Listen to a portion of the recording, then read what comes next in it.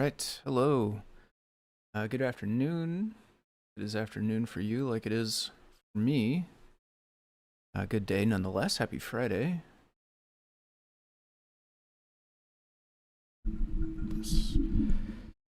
All right. Browser. So I'm a few minutes behind here because my computer kind of died on me while I was trying to set up OBS and the stream, but back and everything running.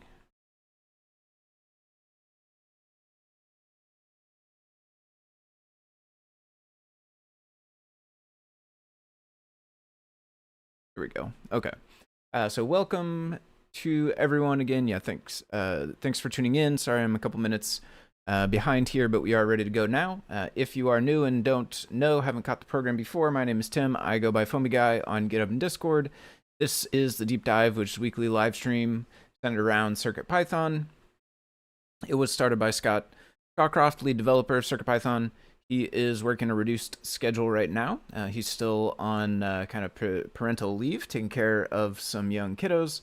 But he is going to be starting back a more full-time schedule soon, and I think potentially taking over Deep Dive maybe at the start of the year or sometime in the future. We haven't discussed the specifics, but that was kind of the thing that was thrown out. So at some point he will be back here on the Deep Dives, but while he is not around, I usually fill in. If you don't know what CircuitPython is, you can learn more about it at the main website here, circuitpython.org. It is basically a version of Python that runs on tiny computers called microcontrollers, such as the Fruit Jam, which is what we're going to be working on again today. When you choose to use CircuitPython with these devices, the way it works, typically you plug it into your computer with a USB cable. This one has a USB-C port right there. You plug it into your computer. It shows up like a thumb drive. You can edit some Python code that is on that drive. Like if I go to here, we get the CircuitPy drive, Python code file right here. We can edit this code file, and when we save it, the microcontroller, the actual computer that's on this little board here, it will interpret and execute that Python code for us. And then the code itself can interface with whatever hardware is connected to the microcontroller. So in the case of the Fruit Jam, there's actually quite a lot of built-in hardware because it is like this sort of little mini computer all-in-one device. Almost like a video game system console or a early computer like a Commodore 64 style all-in-one sort of unit. It's obviously much smaller. But that is the sort of vibe of this device. It's got a DVI port with an HDMI plug there that can go to a display. It's got audio. It's got USB host ports for keyboard and mouse. It's got an SD card slot. It's got a Wi-Fi chip so it can get to the internet. All sorts of fun stuff on the Fruit Jam. That's what I'm looking at today. What is up, Tyth and VP Tech Ops over in the Discord?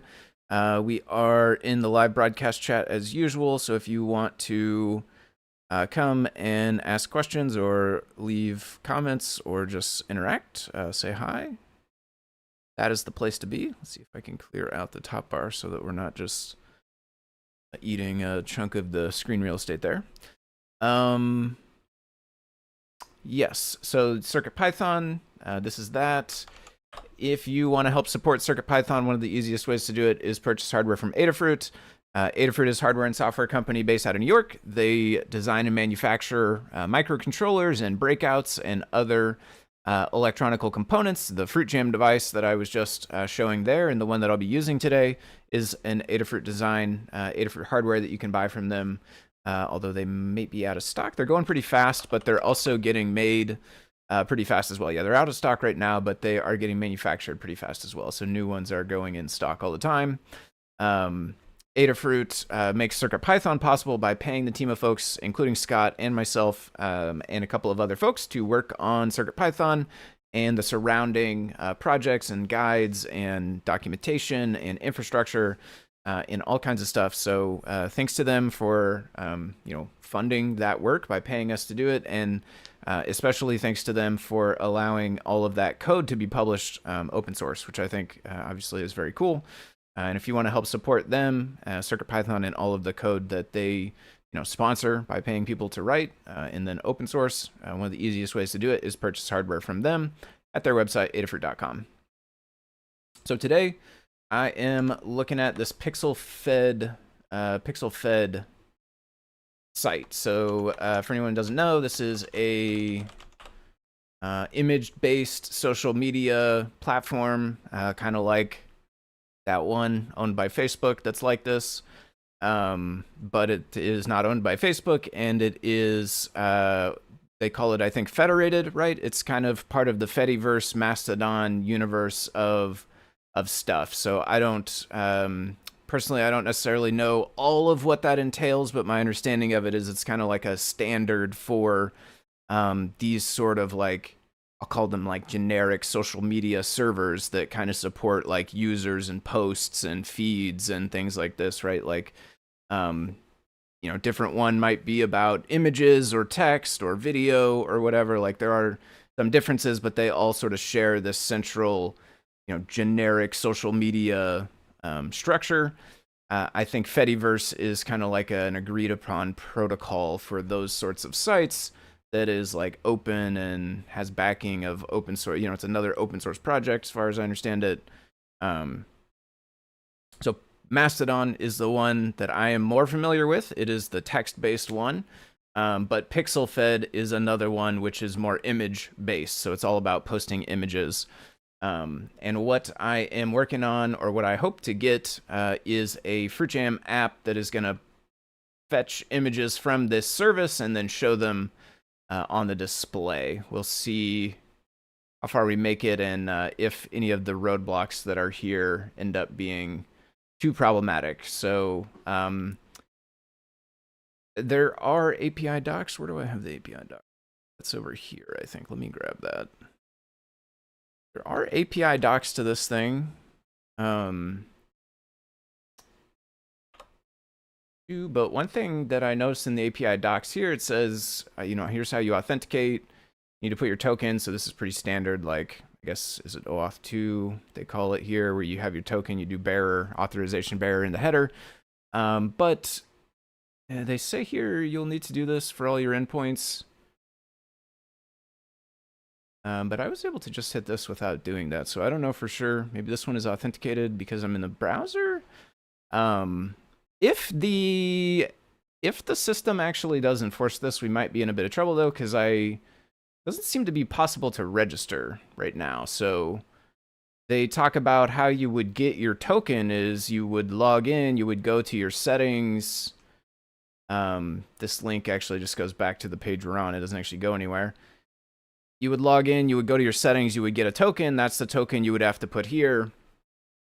What I have found though is it doesn't seem like you can register right now. So I know some of these social media sites, like I mean, Blue Sky was this way for a while. I think maybe it's open now, but they were like invite only. I don't know if that's what this one is doing.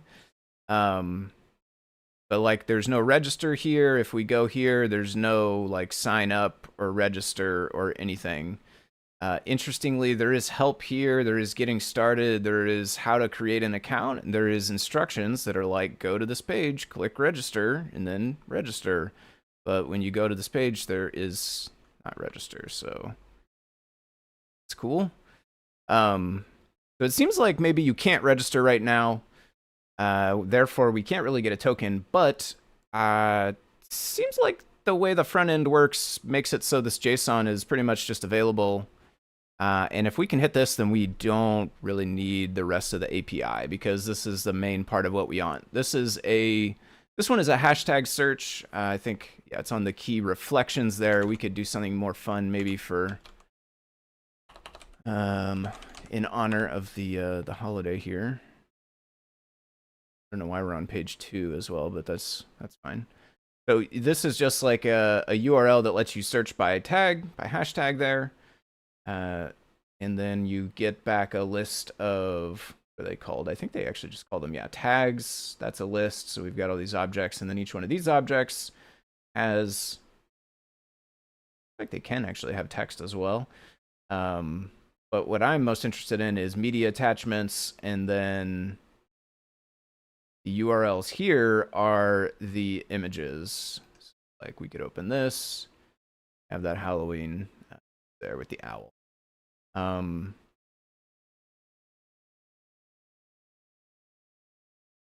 That just went to the same file.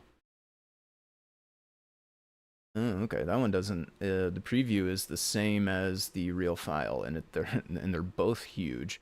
Which brings me to one of the other potential hurdles that we might have, which is that this is like a modern social media system built off of modern cameras on modern smartphones, which kind of take gigantic images, way bigger than the 640 by 480 or 720 by 400 or whatever. Way bigger than the display that we have. So we're gonna have to scale them down. We're gonna have to figure out, can we even scale them down on the device itself, or do we need to use another thing to do that?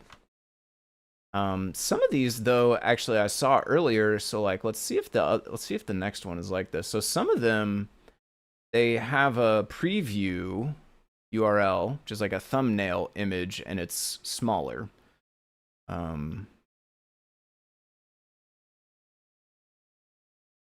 But now we're totally just finding ones where, okay, so that one's not too big really, but I think the preview is just, it is still the same image, so not actually a smaller one for the preview. That one at least is not gigantic though. But a lot of these are not different image.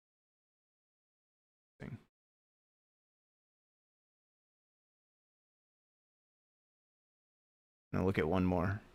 Nope, same thing. Okay. The one. Well, this is into a different server. These are not hosted on. These are not hosted in the Pixelfed server, even. Interesting. So some of them were, I thought. On the first tag that I was looking at, I'm pretty sure some of them were actually hosted in this system proper. But now it's looking like these ones are linking out to other places as well. Maybe browser developer tools would show you requests you could verify. Yeah, I could try to verify if this did it. I think really what we'll do is just get right into the microcontroller here. I've been blabbering for a little bit anyway. Maybe we can and do some code here, and then I can just try it with requests, and that will also tell us the answer we need right away.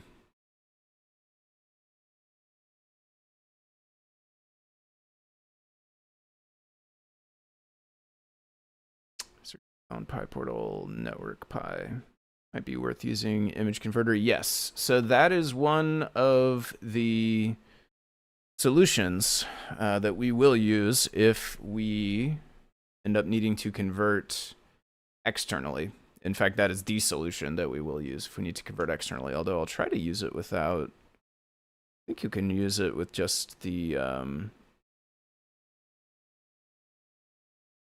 like without the library. I'm gonna try to do this with requests. Right. The thing where it's what's up, y'all know? Nice to see you, my friend.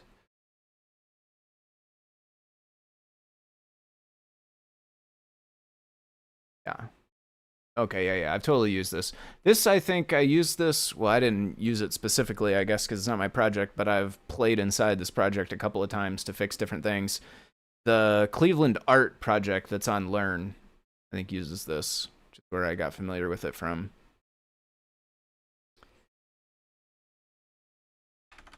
Yeah, that is what we will use. I'm curious though too, like we have JPEG. So the one of the other potential hurdles here is a lot of these are JPEGs, and we have JPEG IO. Doesn't that let us? Yeah. So if we were to download a JPEG, we could potentially convert it into a bitmap. It will be too big if we just download one from the thing, but we also do have like bitmap tools. I could maybe rotozoom to scale it down. I don't know, like that might be asking for a lot from the microcontroller. I don't know if we'll have enough RAM, and I don't know how fast that will go, but that'll be one thing I try, because if it can stay local, that would be nice as well, if it doesn't take like forever. Happy Halloween. Yep, happy Halloween to you as well. I have got my Halloween shirt on. It's got some pumpkins and skeletrons on there. Okay. Get a basic requests test going, I think.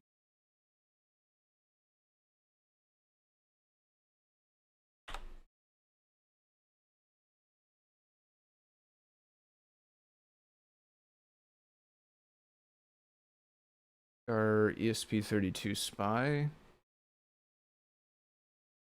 around the fruit jam. I'm gonna copy all of this actually. I'll keep the JSON one since we are fetching JSON. These should probably just work, I think.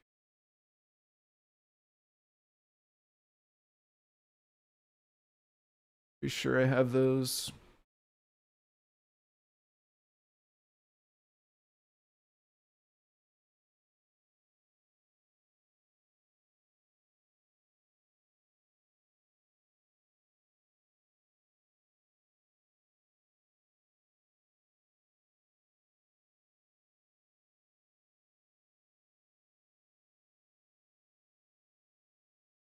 So I'm gonna not just print it, but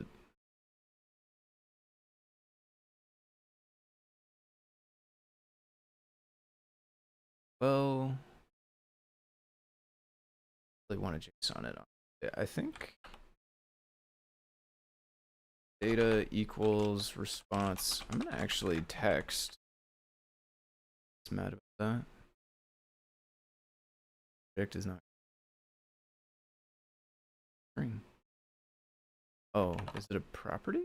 This is a property, but that's a function.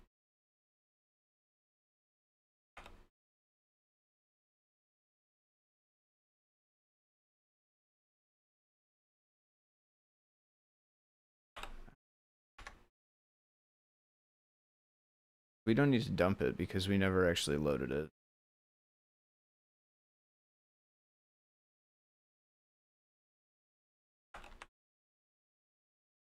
Okay, but we can't save it in the root because that is read-only. I think I could save it to here. Saves. Then we could maybe print it.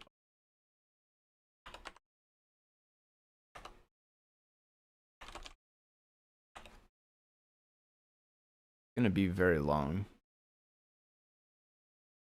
I regret printing.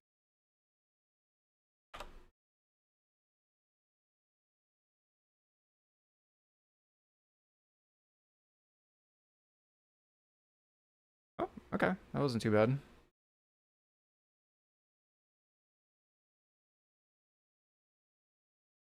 Okay, and then this thing, I don't think it will be there right now. I think we would have to reset to be able to see it there, but I will just kind of go back to my browser here and we'll know that this is essentially the same as what we got there.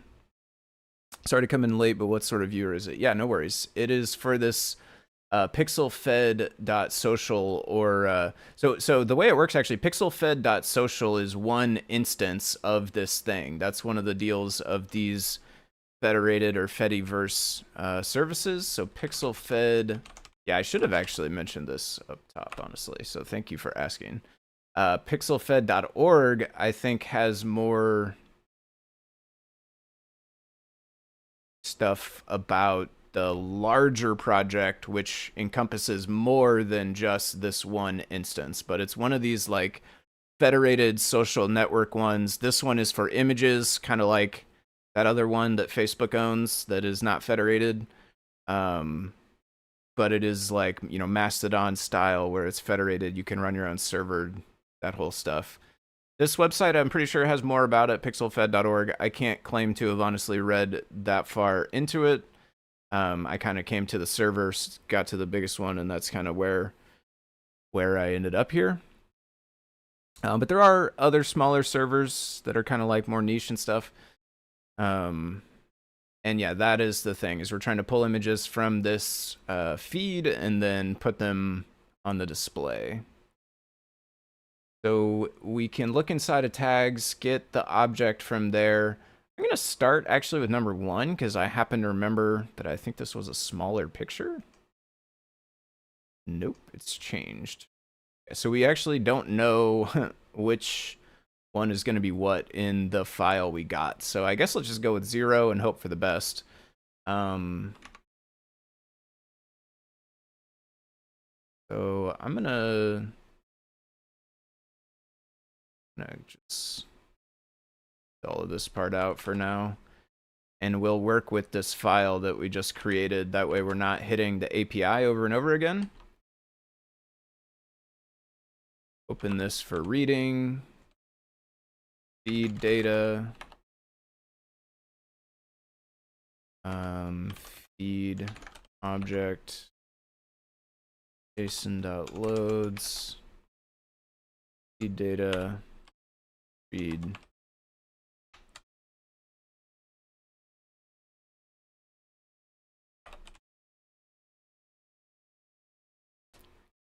This slightly. 2 copies of Discord in my periphery. It's thrown me off. Okay.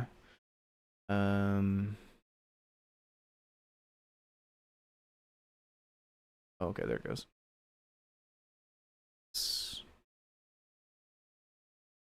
Oh, because we don't have a line there. So we're trying to get FruitJam to pull images using the... I'm not technically... I don't know if that's the case technically or not. Like, essentially, yes. The easy answer is yes, but I will say the API docs here, Pixelfed API docs, they seem to indicate that you need a token for everything that is in the API. And I am using this URL, which seems like an API endpoint to me, but I don't have a token, so I don't know. I think so. Like, in my opinion, yes, but officially in their world, I'm not sure if we are using an API or we are just kind of like piggybacking off of a front end thing that we're not really supposed to, or what. We'll see. One thing is we'll see when we open this file. Well, I mean, this part makes it look legit, right? It's not just a bunch of errors or something. So seems like it returned real data to us.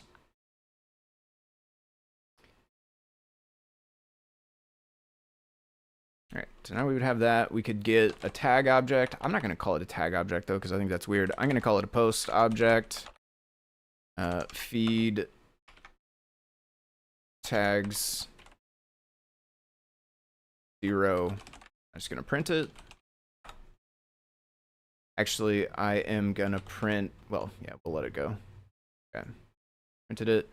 But really, I want the, what is it? Media attachments, and then also 0. And then I'm going to go with the preview URL for now.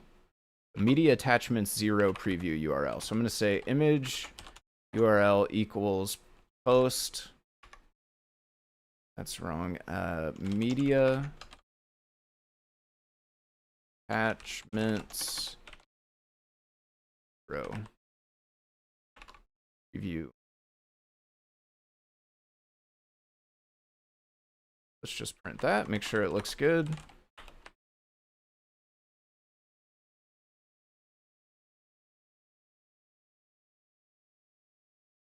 The error, media attachments. I probably spelled that wrong.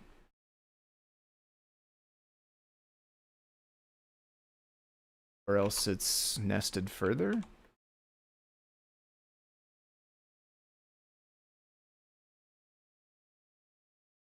Okay, it's inside of status. Status, and then media attachment. Oops.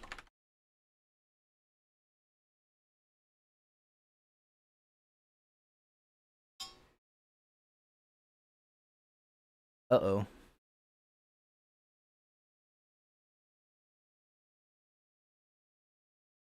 Preview.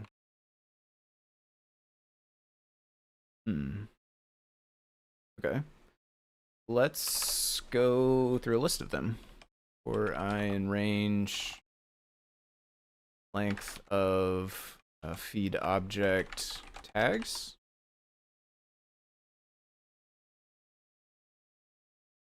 subject get I. And we'll just always look for the first media attachment. I think you can technically have more than one image attached to the same post, but we're not worried about that right now. We're just going to get the first one. And we'll print for each of the ones we have here. Hopefully some of them are filled in. Okay. Whew. For a second, I was like, did it like, it's like what I was talking about, the API, and we don't have a token. I was like, did it fill in no preview for all the images so that we can't actually get to them? But it did not. Furry engineer, I don't know about that link. I should say, I think there is somewhere I saw a content filter switch thing. So I will say I do think, just like heads up for anyone who goes looking in this thing, I think they do allow adult content. Like there's a filter, you can filter it out if you want. Filter it in if you want. I don't know which way it defaults. I saw that in there somewhere. And furry.engineer makes me think potentially that image is not something we want to show on the stream here.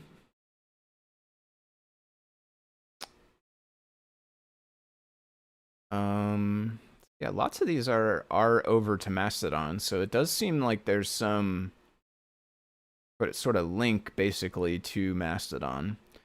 Let's just grab, well, that's a PNG. Let's get the second to last one. We'll just do that. I guess let me, now that I've gone and said that, let me make sure that it's not anything too crazy. Okay. Is ironically a furry, but that's fine. Holding a cartoon gun, carnival gun, which is dark, truthfully. Like color wise.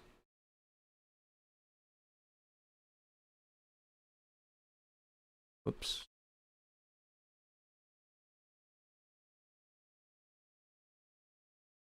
I don't think it.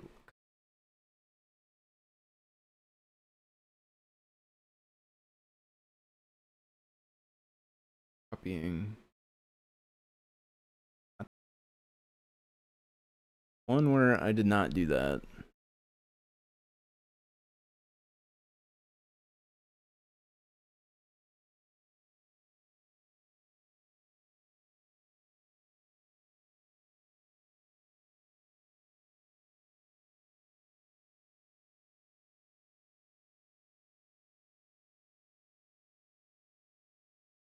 Okay.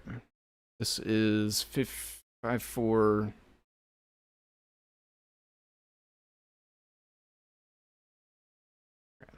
This one is the one we are going to use, because it is a happy brownie with some nice pumpkins in it. And it is 0, 1, 2, 3, 4. 0, 1, 2, 3, 4. We don't really need this loop.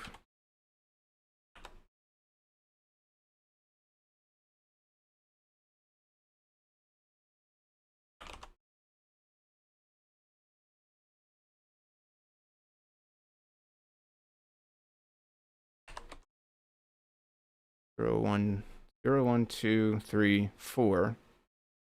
And then get 0.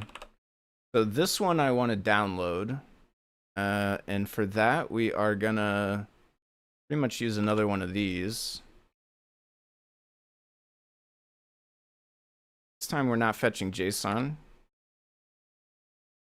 Oh, I also commented these. Put those back. Get image URL. And then this time we actually want content because we want the raw bytes of the JPEG in this case.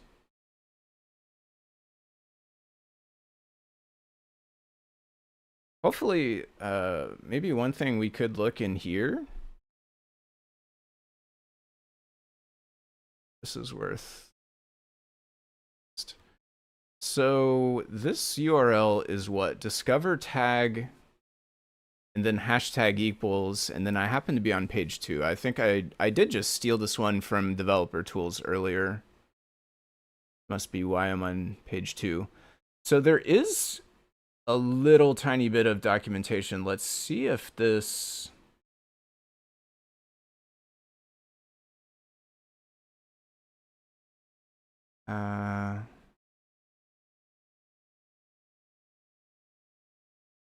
no.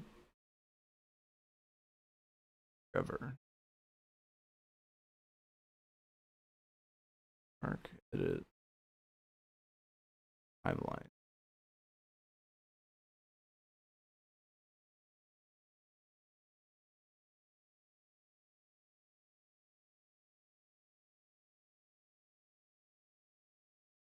Okay.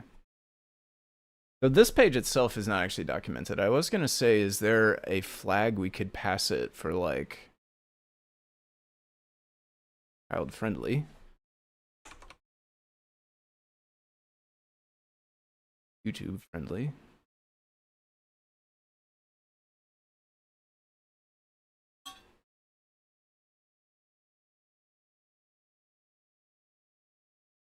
We don't, so we'll want to...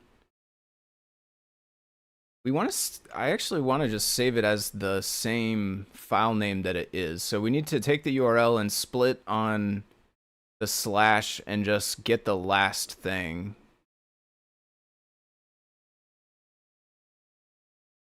I'm going to do here, image URL. Yeah, that's basically it. We will save it in saves. I do really like the saves folder here. It's so nice to have a little chunk that we can write to.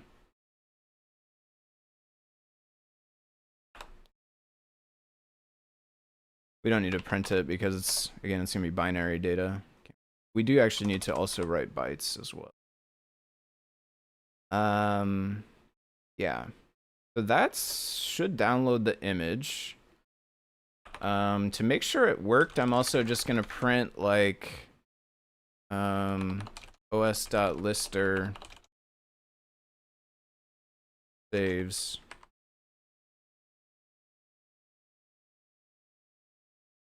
Make sure it shows up in there and it's the right file name, since I can't tell. And then what we'll do is we'll turn off the download again so that we're not just hitting the server over and over to download the same thing while we work on the rendering. Something between API and web scraping, yeah.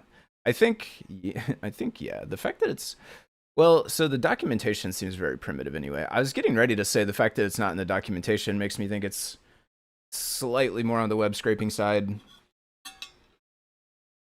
But honestly, a lot of the stuff that is in the documentation is like barely whatever page it was. Like search, for instance, is nothing here. Which search is kind of the closest to what we're doing because I mean, I don't know if search is effectively different than hashtag, but like I essentially just treated this like a search by plugging in whatever thing I wanted.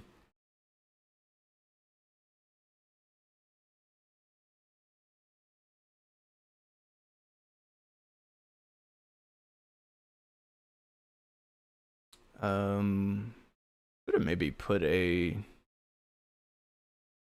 print at the beginning. I mean, we have this, but it'd be nice if it had like a something more.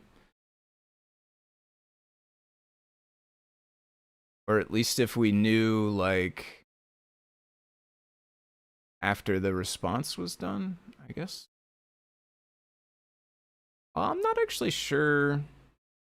If this prints, does that mean this response is we've already gotten it? Does it not actually really load until this gets called? I'm not sure.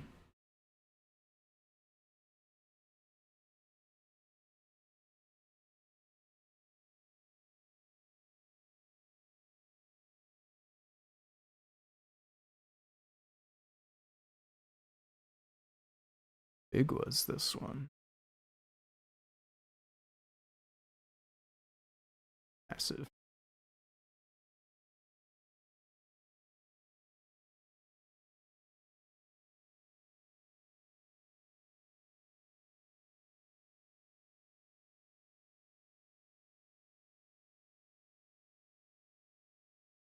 I mean, 900K. Memory allocation failed. Okay. We cannot really just download that.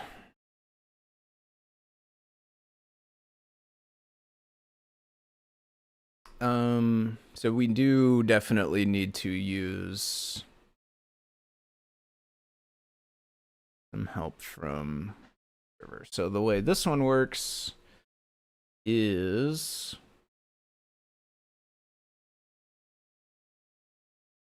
we're going to give it a URL. We're going to give it a width and a height. And we're going to give it an AIO key. And it is going to give us back, I think. Oh, we need a username also?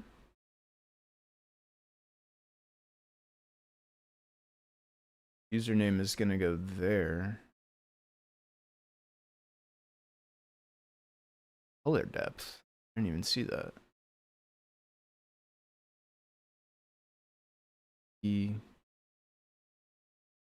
Huh, okay.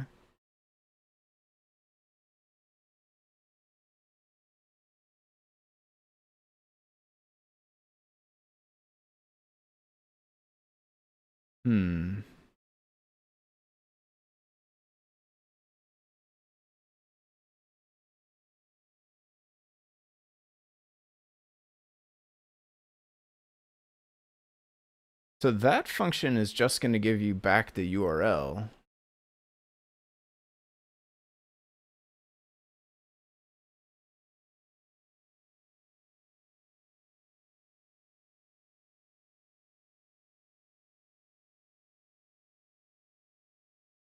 Hash.bitmap wget the URL. So it should return to us a bitmap with bytes that we could write the same way we were trying to write this one. Although it did fail.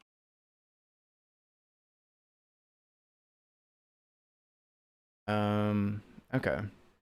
I think there are, well, do it this way.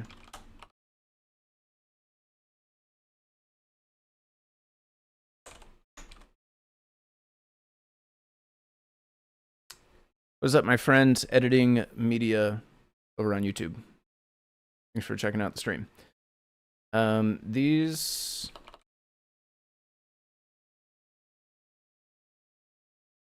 are not the right name yet, but that's what we're gonna do basically. Oh, hold on. Also, actually got smart and left myself a don't reveal your settings.toml technique of putting a bunch of stuff at the top of the file that's not real. Is that MicroPython? It is CircuitPython, which is a fork of MicroPython, so yes, technically. But is a bit different. There are different APIs for accessing some of the hardware stuff. Yeah, definitely based on MicroPython and is still Python that runs on microcontrollers. IO key is this one. So this will be, I'm gonna make these.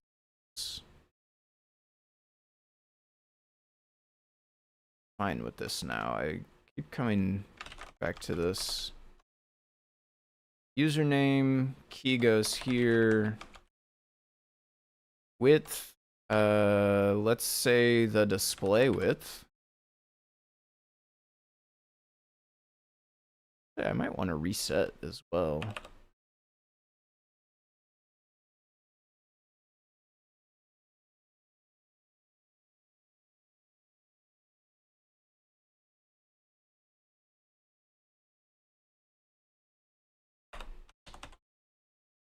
Okay.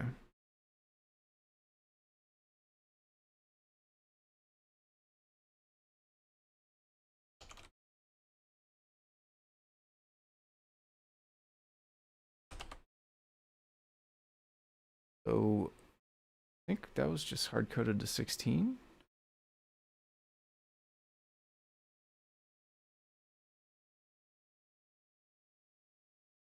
That's hard coded to 16, so I'm gonna start with just so. And then URL.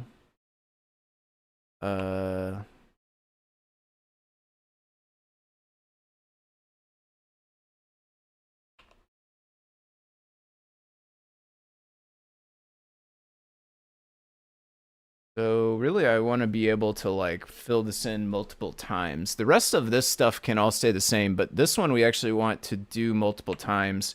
I guess I could call replace on %s.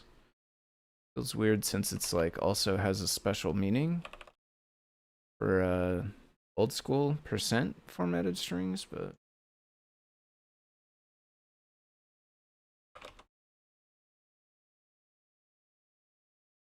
okay, so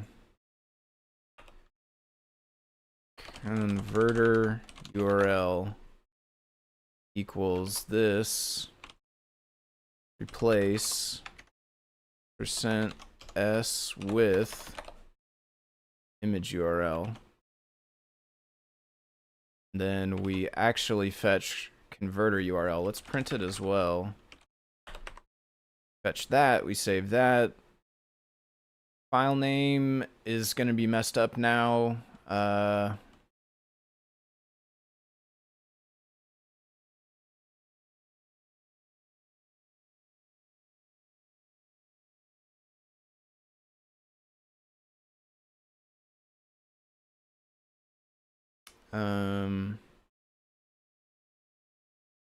What we want to do is file name, image URL split this, file name equals itself dot split on the period intake 0. We want to get rid of the extension. This could break if there was multiple periods in the file name, but I'm okay with that for now. Can you do some string %s format? I think you can. Yeah, well,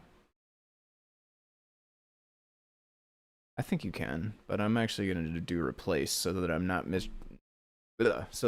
mix matching f string template replaces with format template.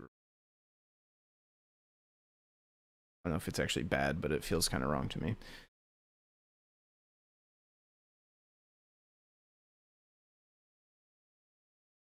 Well, and the thing is, format, I don't know if it returns a new one or not. Replace, I know for sure returns a new one. Format, I'm not sure if it does. If it modifies the one you call it on, then we don't want that because we want our template to keep that in it. But I don't know for sure if it does or not.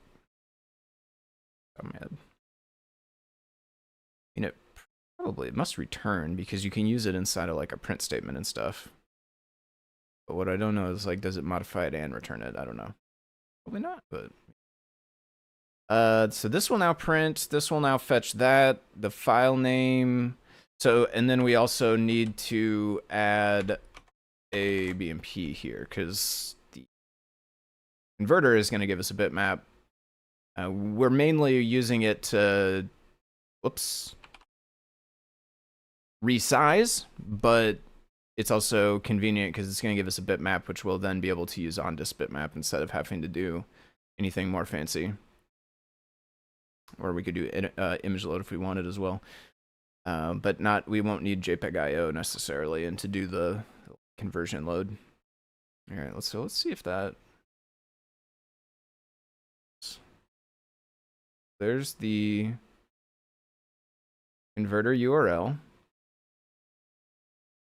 So now this server will download the file we specified with the URL.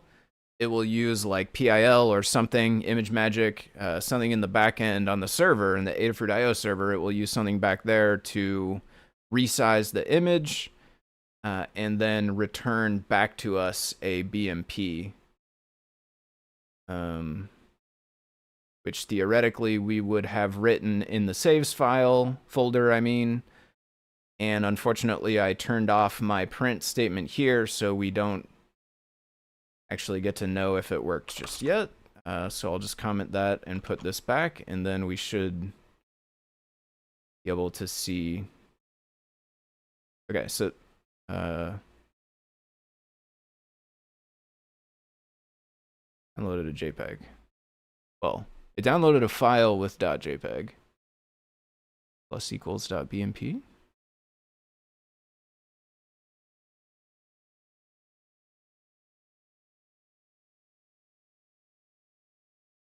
That's interesting.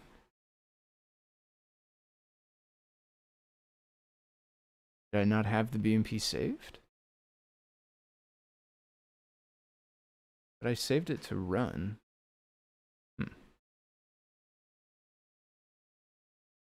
Well,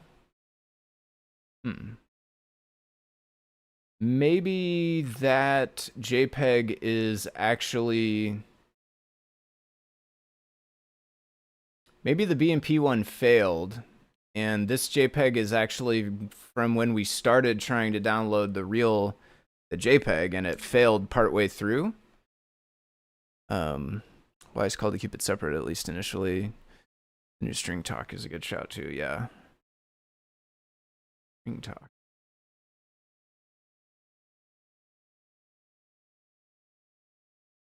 Okay. So that is a bitmap. It just, well, PyCharm thinks it's a bitmap.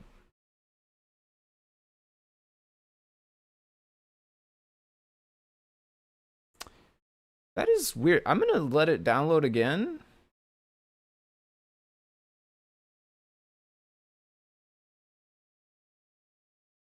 Click on the dot and take the beginning. So that should be without, that should essentially strip the JPEG off. And then we add the bitmap on. I mean, we could like just not try to keep the name of it, I guess. Honestly, that's probably the easiest solution. Let's just not do any of this. If we were downloading to the SD card, where there's like a lot more space, so CP saves, it's cool, but it is also still only like 2 megs, I think. We can't save that many pictures there. If we were on the SD card, where we could save a lot more pictures, maybe it's worth having each one keep its own file name. But here in saves, maybe it actually just makes more sense to give it a generic file name. Cool thing about CircuitPython versus MicroPython is hardware layer is abstracted, so your code can run on many different microcontrollers, whereas MicroPython requires porting in every microcontroller. Yeah, CircuitPython is meant to be very sort of like one bit of code ideally will work everywhere. That is not 100% of the case, especially with the Wi-Fi stuff we're doing here. Although work has been done to make it pretty close, there are still some differences, but by and large within CircuitPython, yeah, there's a huge push of like this chunk of code should work in as broad a place as it can without having to be like this one for that device, this one for that device, this one for that device, all that stuff. So let's delete this for now.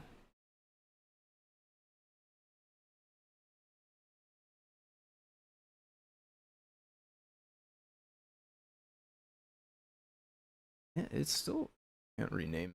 I can't copy its name. This is all I want to be able to do is copy the name. So let's delete that. It's not going to refresh. I guess I should do this again. Already ran it at this point. So it'll actually raise an exception, I think, if the file is gone. File doesn't exist. So I already deleted it. So let's download it again, but give it a generic name that's just like downloaded image.bmp.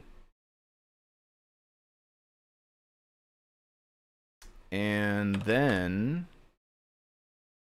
let's actually just do that by itself. I should have turned this back on.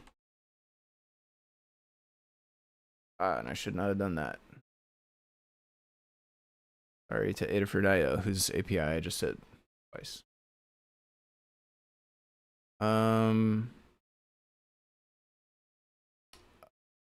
Is that also 1 second? That? It is. All right, well, that's good to know.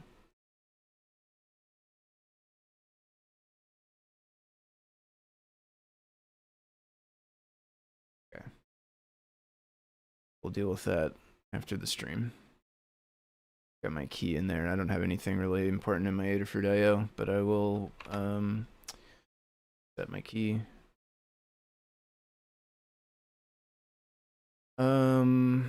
So that should be downloaded. So we should now be able to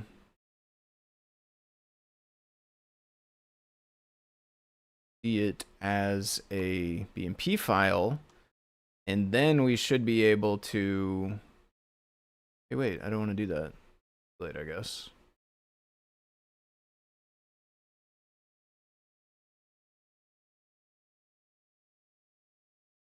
Can't stop it now though, because then we'll end up with half a file.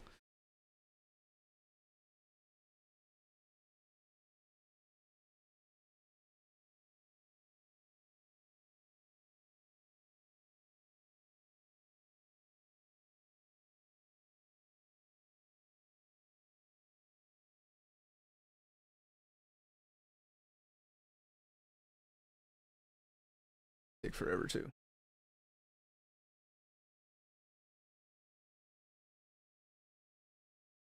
Okay.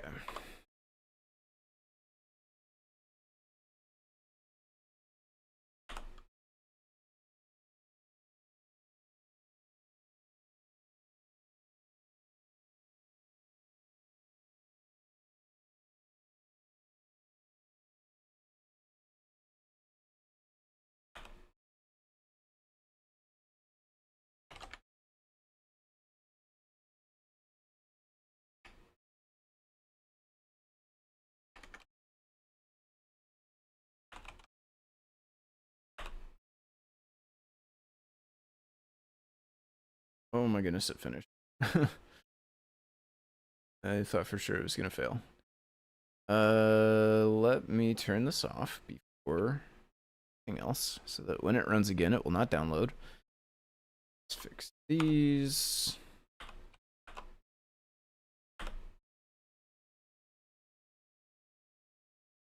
Already had tile.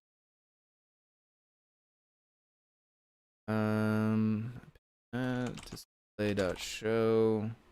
So it is also doing 320 by 240, although didn't I reset a minute ago?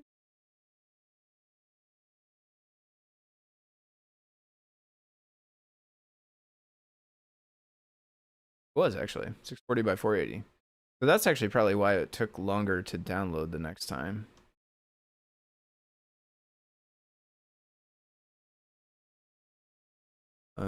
We could stop printing this.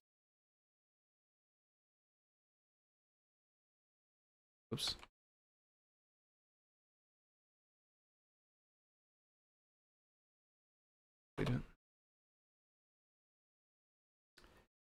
So I think that should show image.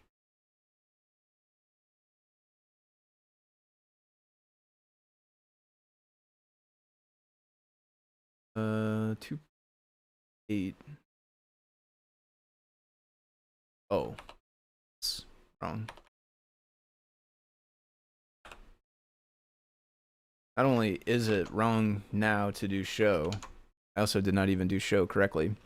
Yep.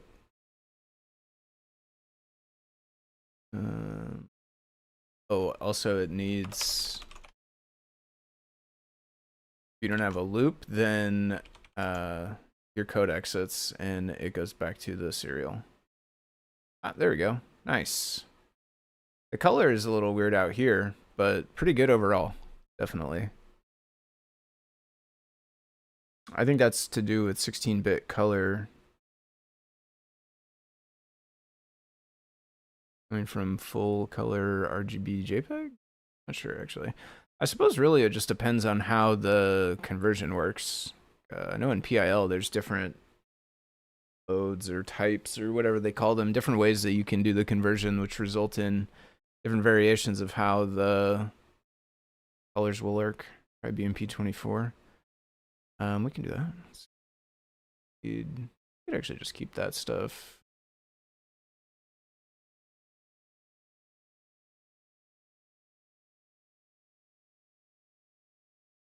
I don't remember if I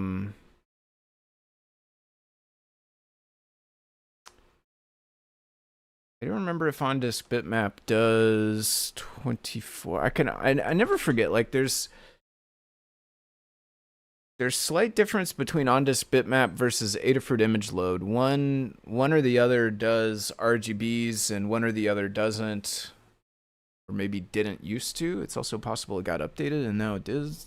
I just keep remembering the old way. So we'll see. I don't remember for sure if on-disk bitmap. Of course, I also don't know if is it RGB or does it have a big palette? 24-bit palette. I don't know how that's work. Honestly. For a while there, I knew how the PNG format worked because I dived really deep into that to fix an issue with image load. But on that, I wondered what the diff was apart from the disk bit. Yeah. One of them. I mean, it's not like I don't think it's necessarily like it's intentionally that way. It's just got done that way. Got done one way first on one and the other way first on the other, and then not updated on one, I think. Yeah. The main difference between them is just on-disk bitmap doesn't put the whole bitmap in memory. So on devices with more constrained memory, you get less of it used up. But it does mean that you are, when it's rendering, it's pulling data off of the flash to go to the screen, as opposed to pulling data out of memory to go to the screen. So it is a bit slower, as I understand it, to pull from flash.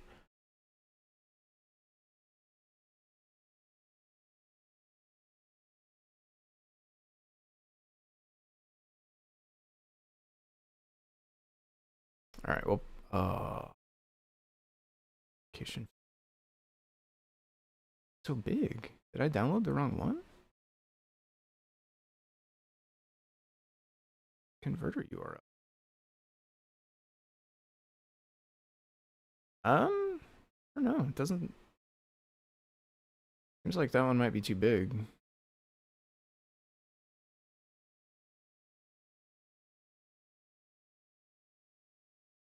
I could maybe experiment still with JPEG. Because JPEG will get, but it's still going to load to a bitmap? That would matter or not. Worth trying. Okay. We'll let this one download again on the 16-bit color and render, and then I'll probably wrap it up after that. So if anyone's got questions, comments, interesting tidbits, if you'd like to share your Halloween costume, anything and everything is all cool. Now it's time to do it. We'll wrap up in a few minutes after this comes in. I will be back tomorrow morning on my own channel. If you want some more CircuitPython development, live stream action, I'll be over there. I usually drop links in this chat, this live broadcast chat on Discord here when I get started. So you can look there for links in the, it'll be morning for me, 10 a.m. Central Time, Central US time for me. And then obviously you can translate that to whatever time zone you're in. May or may not be morning for you.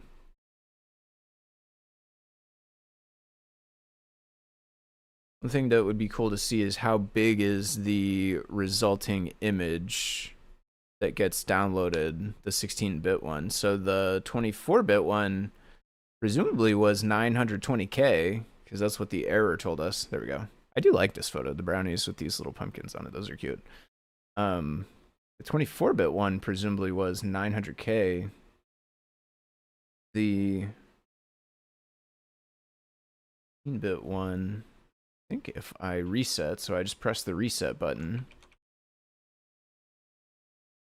hopefully we can do this and then this. Yeah, so that one is 614K. And actually the color is normal here. So that might be a bug in OnDis bitmap.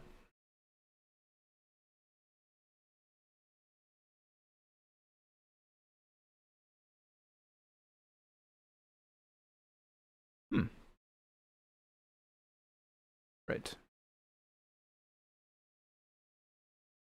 Yeah, that's weird actually. I expected that was in the converted file. The converted file actually looks really good. Oh, that's a good point too. Yeah, I am feeding the capture through VLC. That definitely could have been from VLC. Does weird compression stuff with the video feed. That's definitely true. Okay, that will do it for tonight. Like I said, I'll be back tomorrow over on my channel. Thanks to everyone for hanging out. Thanks, Gordy G and Gilly and Editing Media over in YouTube.